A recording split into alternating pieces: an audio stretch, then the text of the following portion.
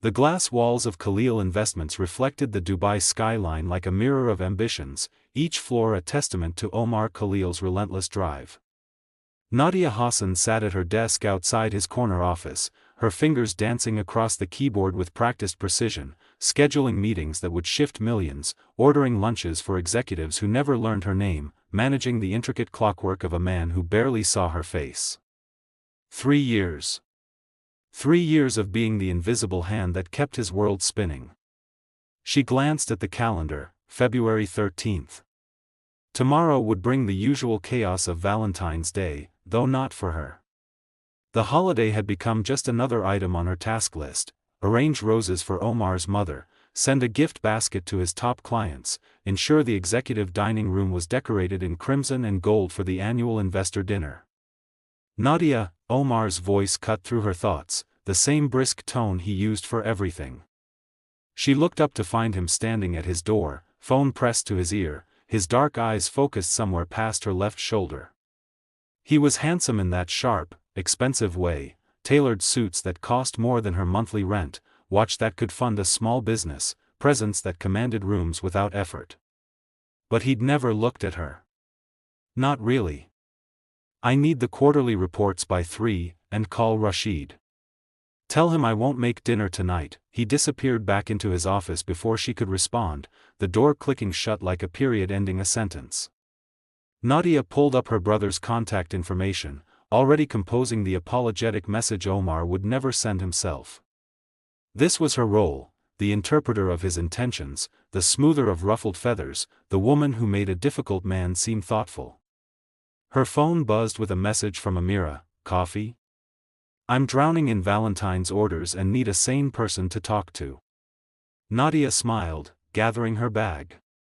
Omar was in back-to-back conference calls until evening. She could slip away for 30 minutes. She left a note on her desk, not that he'd notice, and took the elevator down to street level. Amira's flower shop sat 3 blocks away, a fragrant haven of color amid the steel and glass. Her friend stood behind the counter, surrounded by roses in every shade, baby's breath scattered across the work surface like snow. "Save me," Amira groaned, gesturing at the mountain of orders. "Why do people think love can be expressed in 12 red roses? Where's the creativity? Where's the profit in creativity?" Nadia countered, picking up a deep purple orchid and inhaling its subtle scent. Spoken like someone who works for a capitalist robot, Amira paused, studying her friend with knowing eyes. "You're doing it again. That thing where you pretend you're fine." "I am fine." "Nadia, Habibti, you've been in love with your boss for 2 years. That's the opposite of fine." The words hung in the air between them. Nadia set down the orchid, her chest tightening with the truth she rarely admitted even to herself. "It doesn't matter. I'm wallpaper to him. Expensive, functional wallpaper that coordinates his calendar." "Then why do you stay?" "Because leaving would mean accepting that 3 years of quiet devotion meant nothing. Because some mornings, when Omar forgot himself, he almost smiled at her coffee order. Because she'd built a life in the margins of his, and didn't know how to build one elsewhere." "The benefits are excellent," Nadia said instead, forcing lightness into her voice. Amira didn't buy it but let it go, returning to her roses. "Speaking of your robot boss, he ordered something interesting this year." Nadia's heart stumbled. "What do you mean?" "A custom arrangement. Very specific instructions. White roses mixed with purple irises, delivered tomorrow morning." Amira's expression turned curious. "He's never ordered flowers himself before, has he? Always sent you to do it?" "No," Nadia whispered. "Never." Which meant these flowers were important. Personal. For someone who mattered enough that Omar Khalil would choose them himself. Nadia left the shop with a smile painted on, but inside, something cracked. Tomorrow she would help him celebrate someone else, would watch him soften for a woman who wasn't her, would remain invisible while he finally saw someone. She returned to find a new note on her desk in Omar's sharp handwriting: "Need you to stay late tomorrow." Investor dinner requires last-minute adjustments. Of course. Even on Valentine's Day, she would be working. Nadia sat down, pulled up the seating arrangements, and began reworking the evening she would spend watching her boss from the shadows, one more night of being the woman he would never see. Nadia arrived early on Valentine's Day, determined to maintain her professional composure. The office was quiet, most employees enjoying a slow morning before the evening's investor dinner. She reviewed the seating charts, confirmed the catering order, and tried not to think about purple irises meant for someone else. At 9:30, a delivery driver appeared at her desk carrying an enormous bouquet, white roses and purple irises, exactly as Amira had described. "Nadia Hassan?" the driver asked. Her breath caught. "There must be a mistake. Says right here. Nadia Hassan, Khalil Investments, 14th floor." He thrust a clipboard at her. "Sign please." Nadia's hands trembled as she signed, accepting the flowers in a daze. Nestled among the blooms was a small card in an envelope. She opened it with shaking fingers. "3 years I've watched you move through my world like poetry I forgot how to read. You are the grace note in every difficult day, the quiet strength I lean on without acknowledging. I see you now. I finally see you. Oh." The card slipped from her hands. Omar had sent her flowers. Omar Khalil, who barely met her eyes, who treated her like sophisticated office equipment, had written these words. Something warm and terrifying unfurled in her chest. "Those are beautiful." Omar's voice made her jump. He stood in his office doorway, coffee cup in hand, staring at the arrangement with an odd expression. Secret admirer? Nadia's mouth went dry. Did he not remember? Yes, apparently. Something flickered across his face, disappointment? Annoyance? It vanished too quickly to name. "Lucky man," he said flatly, retreating into his office. Confused, Nadia called Amira. "The flowers came," she whispered. "With the most incredible card." "What?" "Nadia, those weren't supposed to." "Oh no, no. Amira's groan confirmed Nadia's growing suspicion. "There was a mix-up. The arrangement for you was supposed to be a simple thank you bouquet from your mother. Those flowers, that card, they were for a client's wife. Omar's assistant was supposed to handle delivery to their home." The warmth in Nadia's chest turned to ice. "What?" The card was a sample template that accidentally printed. "Nadia, I'm so sorry. The actual flowers for you are still here." Nadia stared at the bouquet, at the card with its beautiful lies. Of course. Of course Omar hadn't written those words. Men like him didn't see women like her. "I'll fix this," Amira promised. "I'll call him, explain." "No," Nadia's voice came out steady despite the breaking inside her. "I'll handle it. Just, send the correct arrangement to the client." She hung up and sat motionless, mourning a fantasy that had lasted exactly 15 minutes. That evening, the investor dinner filled the executive dining room with expensive suits and practiced laughter. Nadia moved through the crowd ensuring everything flowed smoothly, wine glasses filled, presentations timed perfectly, conversations facilitated. Omar stood at the center of it all, commanding attention as always. But tonight, his eyes kept finding her across the room. When the servers brought dessert, he appeared at her elbow. "You've been avoiding me." "I've been working," she corrected, not meeting his gaze. Nadia, the way he said her name, soft and uncertain, was new. "About the flowers this morning. Were they really from an admirer?" She should tell him the truth. Instead, some reckless part of her whispered, "Does it matter?" Yes, the word came out rough. "It matters." Before she could respond, Rashid Khalil bounded over, slightly wine-drunk and grinning. "Brother! Stop monopolizing the most competent person in this room. Nadia, save me from these hedge fund vultures." They're trying to explain cryptocurrency again. Omar's jaw tightened, but Nadia seized the escape, letting Rashid guide her toward a cluster of investors. She felt Omar's stare burning into her back. Later, as guests departed, Omar caught her hand, the first time he'd touched her beyond accidental brushes. His palm was warm, his grip gentle but insistent. "Have dinner with me," he said. "Tomorrow night. Not work. Just dinner." Nadia's heart hammered. "Why?" "Because I've been a fool." His dark eyes finally, truly met hers. "And I'd like the chance to be less of one." She should refuse. Should protect herself from the inevitable disappointment. But standing there with his hand wrapped around hers, the noise of the party fading, she found herself nodding. "Okay," she whispered. "Dinner." His smile transformed his entire face, revealing a warmth she'd never seen directed at her. Nadia left that night with her heart in chaos, the ghost of his touch still tingling on her skin, wondering what tomorrow would bring.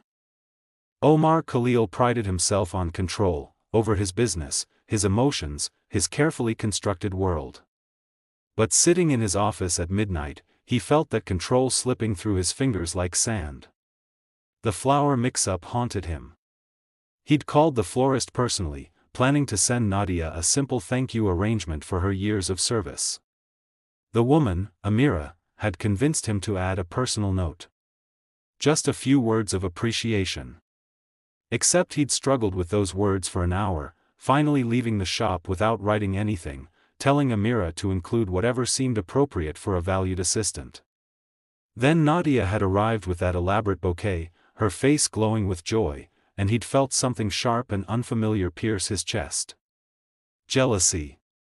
Raw, consuming jealousy of whoever had put that light in her eyes. Because Omar was realizing, far too late, that he'd been blind. 3 years of Nadia Hassan moving through his life like water, essential, constant, unnoticed. 3 years of her quiet competence, her gentle management of his sharp edges, her ability to anticipate his needs before he voiced them. 3 years of taking for granted the one person who made his chaotic world function. He'd thought hiring her was a professional victory. Now he understood she'd been keeping him human. Rashid had noticed, of course. His younger brother noticed everything Omar missed. "You're in love with your assistant," Rashid had said last night after the dinner, sprawled in Omar's penthouse with characteristic irreverence. "And you're just figuring it out." Brilliant businessman, absolute disaster at emotions. "I'm not," Omar had started. "Please." "You watched her all evening like she was the only person in the room." Which, to be fair, she probably was. Nadia's worth 12 of those investment parasites. Omar had no defense. Rashid was right. The next morning, he arrived at the office to find Amira the florist waiting in the lobby, looking guilty and determined. "Mr. Khalil, we need to talk about yesterday's delivery." His stomach dropped. "What about it?"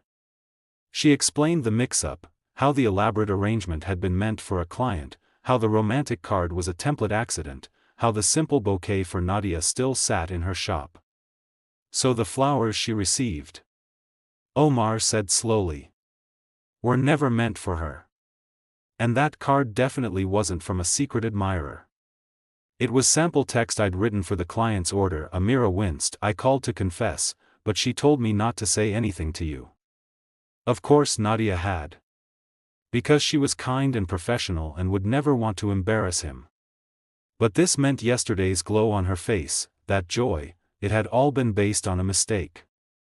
And when she'd discovered the truth, she'd said nothing, just continued working while something inside her must have been crumbling. Omar felt sick. "The dinner I asked her to tonight. She thinks you pity her," Amira said gently, "or worse, that you're being polite because you found out about the mix-up." "No," the word came out fierce. "I asked her because I finally pulled my head out of my ambition long enough to see what's been in front of me for 3 years. Amira's expression softened. "Then you better make sure she knows that, Mr. Khalil." Nadia spent years being invisible to you. One dinner invitation won't undo that damage. She left him with those words burning in his mind. Omar cancelled his morning meetings. He pulled up every interaction he'd had with Nadia over 3 years, seeing them now through her eyes. The times he'd spoken to her without looking up from his phone. The Christmas bonuses given without personal acknowledgement. The moments she'd stayed late, missing her own life to manage his, while he never asked about her dreams, her family, her world beyond his office. He'd been cruel in his carelessness. Thoughtless in his efficiency.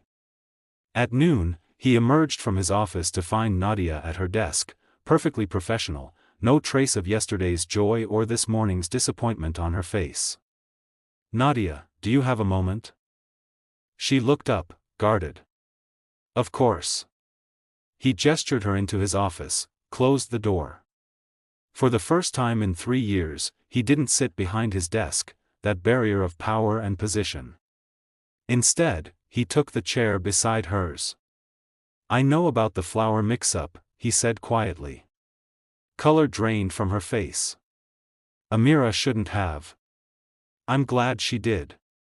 Because I need you to understand something." He turned to face her fully, finally giving her the attention she'd always deserved. "When I saw you with those flowers yesterday, smiling like that, I felt something I haven't felt in years. And it wasn't happiness for you. It was jealousy. Bitter, consuming jealousy that someone else had made you smile that way." Nadia's breath hitched. "I didn't ask you to dinner out of pity or obligation. I asked because I've been an arrogant fool who confused efficiency with invisibility. You've been running my life for 3 years, and I never once asked about yours. I know how you take your coffee but not your favorite color. I know you're brilliant at your job but not what you dream about." His voice dropped. "I want to know, Nadia. I want to know everything. And I understand if 3 years of being overlooked means you'd rather I stay in my ignorant corner, but—" "Purple," she interrupted, her voice barely above a whisper. "What?" "My favorite color. It's purple." Her eyes shimmered with unshed tears. "Like the irises that were never meant for me." Omar reached for her hand, the second time he'd touched her. Her fingers trembled in his. "Tonight at dinner, I want to learn everything else. Not because of flowers or mistakes or guilt. But because I finally woke up and realized the most extraordinary person in my life has been here all along, and I've been too blind to see her." A tear slipped down her cheek. "You really see me now?" "I see you," he promised. "And I can't believe it took me this long." Nadia smiled then, not the polite professional smile she showed the office, but something real and luminous and devastating. "Purple irises are my favorite flower too." "Then that's where we'll start," Omar said softly. "With everything I should have known, and everything I want to learn." Outside the glass walls, the city hummed with its usual chaos. But inside his office, time seemed to slow, rewinding 3 years of missed moments and rewriting them into the beginning of something true.